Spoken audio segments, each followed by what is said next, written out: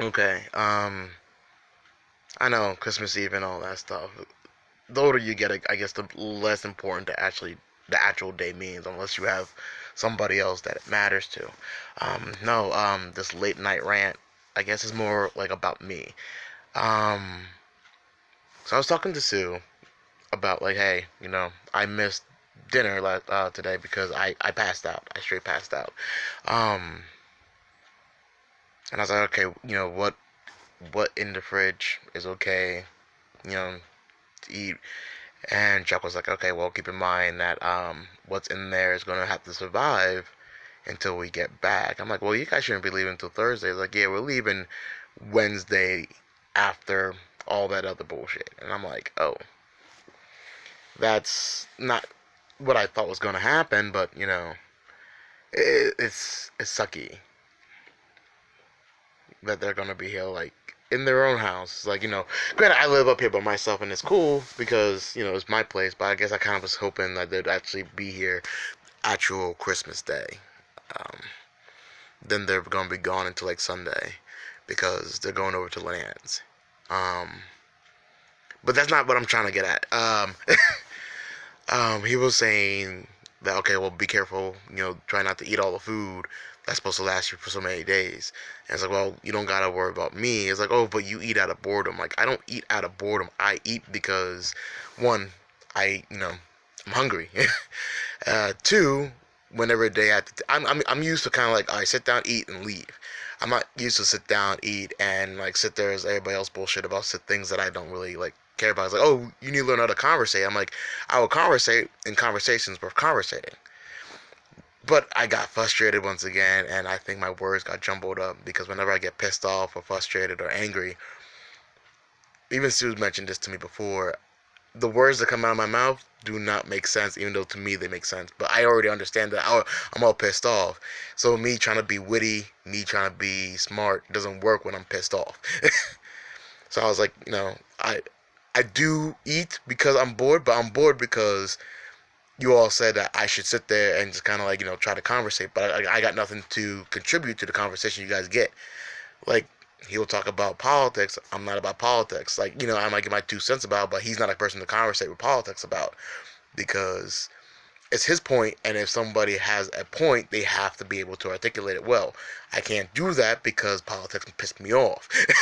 So I could immediately go into like saying things like, "Oh, that don't make any sense." Then I get more pissed off. It just escalates, and then I eventually flip a table, kind of thing. So you know, and I don't talk about like the things that I do per se because now I tend to people who I talk to already.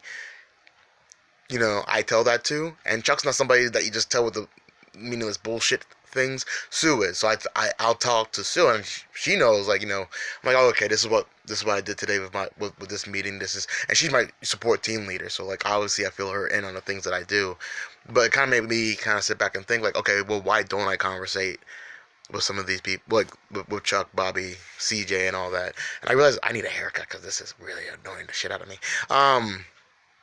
I realized because I don't really got nothing in common with them. Like, me personally. Now, I know that different aspects of me possibly do have a lot more in common with them, but me personally, I'm kind of like, okay, well, this is what I did, and this is what I need to do, and all that stuff. And that kind of stuff, the small detail stuff that I have to work on, I can talk to Sue about that, but I don't need to talk to Chuck about that. So I can talk to Sue, and be like, okay, this is, this, that, and but, Sue is the female head of the household here, so it's kind of like, okay, well, everybody else is gonna be needing her attention too. They need her help with this, that, or whatever.